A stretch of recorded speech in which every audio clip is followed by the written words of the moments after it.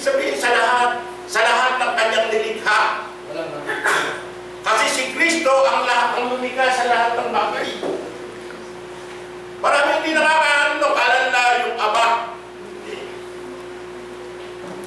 Si Kristo ang lumikha ng lahat ng mga bagay. Nakikilala niyo yan. Pinakilala na nga yun sa umpisa pa na sa John chapter 1 verse 3. Tingnan nyo, pakabasa. John 1:3. Naalala ko. John 1:3 sa English. Sa English nyo, pakibasa nyo sa English. Ha? John 1:3. Walang malilikha kung wala siya. John 1:3. Pakibasa mo sa English. Meron sa English dyan. All things came into being through Him, and apart from Him, nothing came into being that has come into being. Ano ito? Yung sa yan, yung salin na yan. Nadiglo. Yung King James Version na salin, ano nakalagay? All things were made by Him, and without Him was not anything made that was. All things were made by Him. Were made by our Lord Jesus Christ. Kaya lahat ng tinatawag na may kaugnayan sa lahat ng bagay dahil siya lumikha, andito yun, mababasa niyo sa Kolosas. Tunay na siya yung lumikha sa lahat ng bagay. Doon pa lang sa Diyan pinakilala. Di ba naman nakalagay? All things were made by Him. And without Him. And without Him, no things were made. Ano yung nakalagay doon? Kung wala siya, wala namang magawang ng ano eh. Kasi hindi nga nila pinag-aralan yung Genesis. Sabi ko nga sa inyo yung mahalaga eh. Ano kasi ituturo sa inyo? God is the planner, Christ is the executioner. Kung pinlano ng Diyos likahin ng lahat ng mga bagay, si Kristo naman yung nag-execute nun. Siya yung gumawa. Maiintindihan nyo yan sa natawag na pag-aaral natin sa Genesis. Yan, tapos na natin yung aklat na yan. Susunod na aklat dyan yung dalawa. First and second. Isa lang yan. Isa lang naman ang subject nito. Anong subject yan? Tingnan ko lang. Anong subject sa first and second? Isa lang yan. The coming of Christ. Yun ang subject dito. The coming of Christ.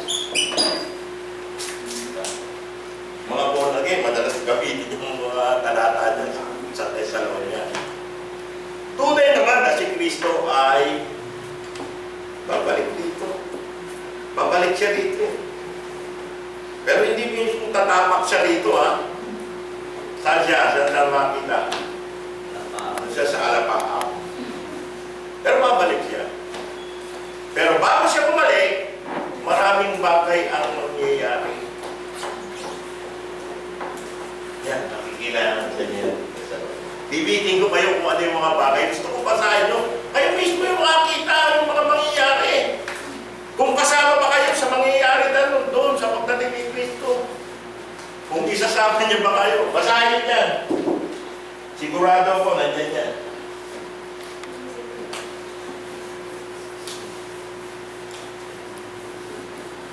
Makakabilis tayo na.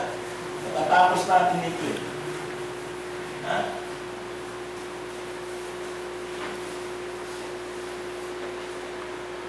Hindi ko na i-elaborate ito.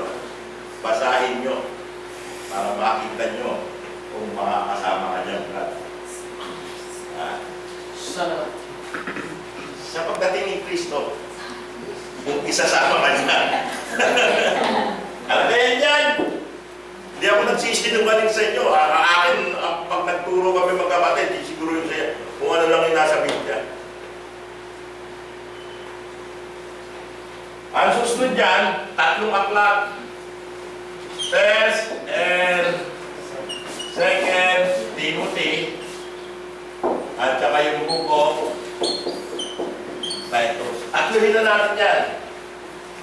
May kinalaman ito sa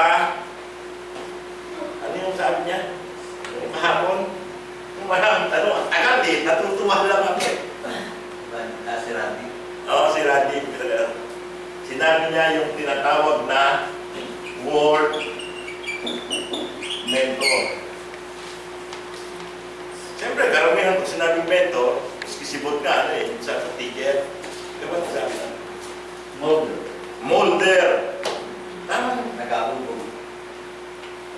Dito, pinakikita ng isang mentor dito sa tatlong ito.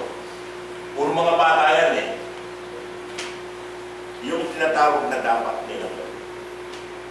Kasi pag sinabing mentor, ang tunay niya yung ano eh, good, pag sinabing mentor, good or faithful advisor. Yan pag sinabing mentor, yung makita ko, tinignan ko yung kagabi sa dalawang dictionary para makita ko. A good or faithful advisor or a good or faithful counselor, tagapayo. Advisor, tagapayo naman yun. Dito sa tatlong ito, pinapayuhan kasi sila ni Pablo. Bilang ano, yung kanilang tungkulin, duties and responsibility of young preacher. Dalawa lang sila. Ah? Dalawa lang sila. Baka malito. O, dalawa lang sila dyan eh. Timoteo at si Titus. Dalawa lang naman yan. Ginawa ko lang, tatlong aklat kasi. No? Halos magkakasamay naman sinulat yan. 64 AD.